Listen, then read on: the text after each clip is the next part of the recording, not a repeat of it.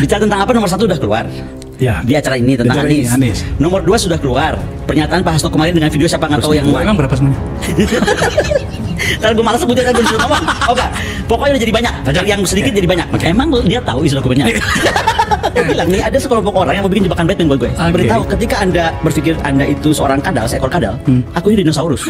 Oke guys, sepertinya semakin panas dan makin seru guys. Kali ini Poni Bakri ungkap babak kedua dokumen usia Hasto. Ternyata sudah ada data yang sudah bocor guys. Kita perlu berlama-lama, untuk lebih jelasnya langsung saja kita simak bersama-sama video ini guys. Bismillah. Nah, sekarang kita bicara tentang bukti-bukti itu, karena orang menunggu itu, Mem. Bukti apa? Bukti-bukti yang dititipkan itu. Subhanallah, jangan juga bikin yang sama ya. Maksudnya aku mesti nge-push sekarang, I have to tell you what is the document. Bukan.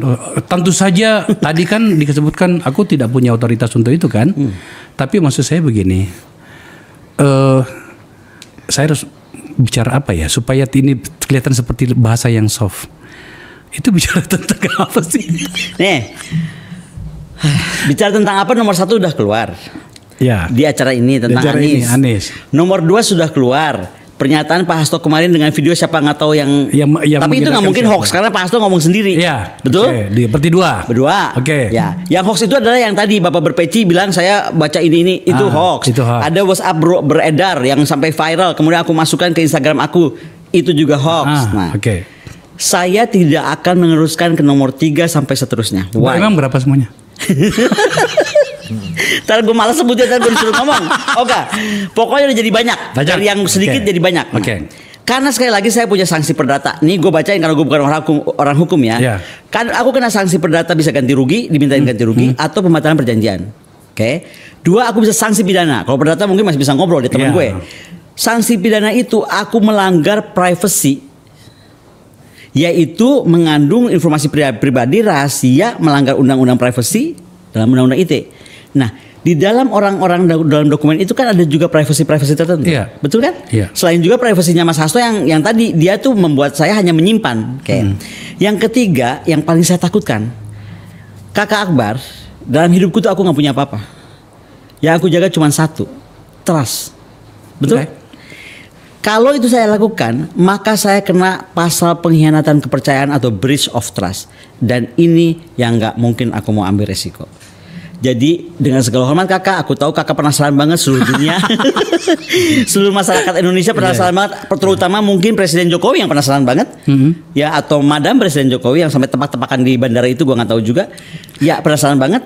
Tapi please ya, saya juga punya hak asasi saya yang harus saya jaga selain hak asasi Mas Hasto, makanya kami itu diikat dalam perjanjian. Kenapa cuma kejar saya? Mas Andi juga sama.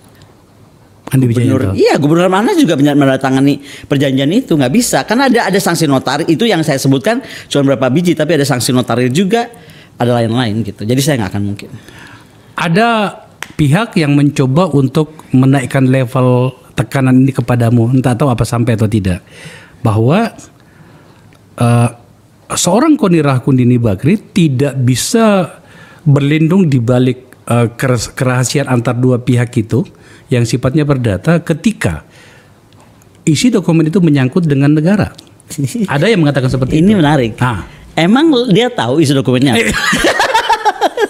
Gue balik lagi. Klasifikasi, jangan ngajarin gue soal klasifikasinya. Gue dosen tentang itu. Iya dong. Ya sekarang gue tanya, emang lu tahu ya dokumennya apa? Yang mana coba? Nah, udah gitu aja. Jangan sampai praduga. Ya, jadi kalau gue bilang nih, ada sekelompok orang yang mau bikin jebakan Batman buat gue. Ya kan?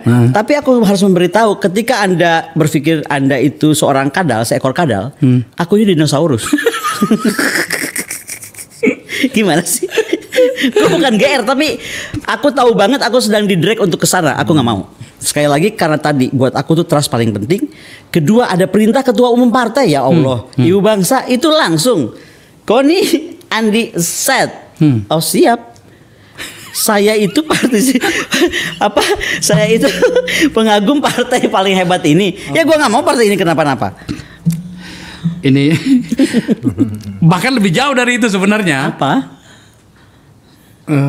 Kenapa pula disimpan di Rusia? Emang kita ada perjanjian, bukan ekstradisi lagi ya. Perjanjian soal kerahasiaan antar dokumen orang perorangan disimpan di situ, itu tidak berlaku di Indonesia.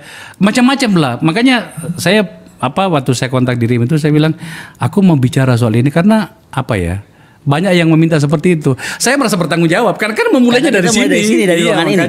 Gini kakak akbarku. Gue ini kebetulan dosen yang dipercaya di mana-mana. Contoh nih, aku pulang mungkin sekitar 4 hari di Rusia, aku harus terbang ke Sorbonne. Aku mesti ngajar di Sorbonne. Dari situ aku terbang ke Le Havre. Ada kemungkinan aku nyambung ke Birmingham. Karena aku kan juga di Nottingham, di Birmingham. Jadi, gini jawabannya. Kenapa dititipkan di Rusia?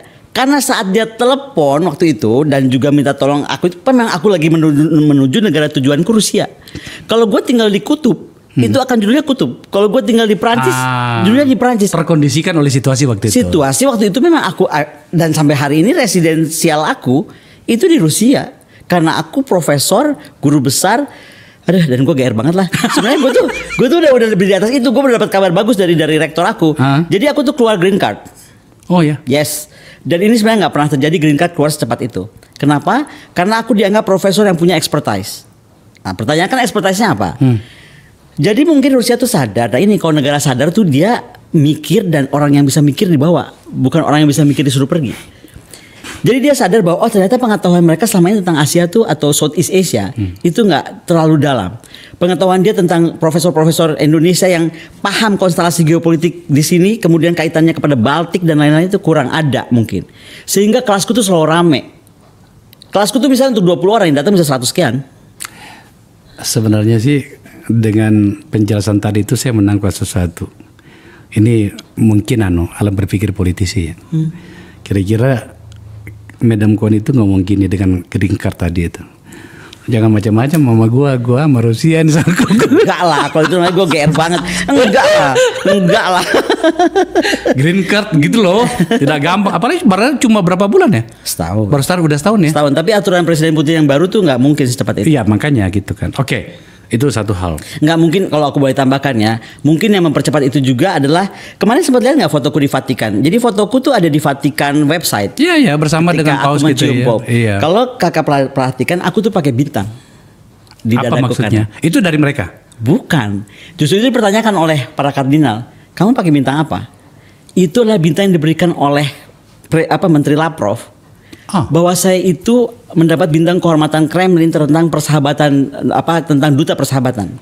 Maksudnya beliau tadi itu Sergei Lavrov. Yes. Menteri Luar Negeri Rusia. Wow, ngeri kali ini. Ngeri kali gitu ya. Nah itu tadi situasinya. Jadi saya udah ungkapkan Yes. Jangan tersinggung, tapi sekaligus kepada para pemirsa jangan lagi meminta saya kenapa nggak tanya gini. Saya malah udah tanya yang pertanyaan yang belum pernah ditanyakan oleh media lain kepada Madam Kony. Tahu nggak satu yang saya suka dari kakak Akbar? Dan ini saya berharap orang-orang mengikuti kakak Akbar. Dan kenapa saya appreciate tadi kakak buka yang tadi? Karena kita membiasakan kita tidak assuming. Ini penyakit kita yang paling jelek hari ini. Atau merasa dengan kita desain udah sebaik mungkin nih, kira-kira udah rakyat harus ngerti aja. Nah itu, makanya aku apresiasi kakak ini karena nanya dan kemudian ya inilah dialektika bahwa mengerti juga, alasan saya nggak bisa ada yang push saya dong. Iya. Gitu. Oke guys, jadi menurut Ibu Kony Bakri tadi memang sudah ada 2 data yang telah keluar dari data yang ditutupkan oleh Hasto. Salah satunya terkait Anies Baswedan dan salah satunya lagi adalah pernyataan Hasto tentang Pak Jokowi dan KPK. Tapi kata Kony Bakri masih ada dokumen rahasia Rusia yang diduga menyimpan banyak skandal petinggi-petinggi di Indonesia. Meskipun 2 data tersebut telah bocor, Kony Bakri menyatakan bahwa dirinya tak mengetahui siapa yang menyebabkan. Ketika bertemu dengan Akbar Faisal, Kony menekankan bahwa ia tidak akan menjadi penyebab data ketiga dan seterusnya dari Hasto. Lalu Ibu Kony juga menegaskan bahwa video yang menampilkan seorang pria baju hitam yang menyebutkan adanya data rahasia dari Hasto adalah itu bohong. Ibu Kony menjelaskan bahwa jika ia memutuskan untuk memunculkan data dari Hasto, ia akan dikenakan sanksi perdata dan pidana karena melanggar undang-undang privasi. Selain itu, dugaan Ibu Kony bahwa saat ini ada pihak lain yang sedang berupaya untuk menjebaknya, guys. Tetapi Ibu Kony mengaku kalau pihak lain tidak akan semudah itu untuk membongkar isi dari dokumen rahasia yang dimilikinya, guys. Jadi mungkin itu yang disampaikan oleh Ibu Kony dalam podcast Akbar Faisal guys. Menurut kalian gimana guys? Tulis komentar di bawah ini ya guys. Saya izin pamit dulu. Wassalamualaikum warahmatullahi wabarakatuh.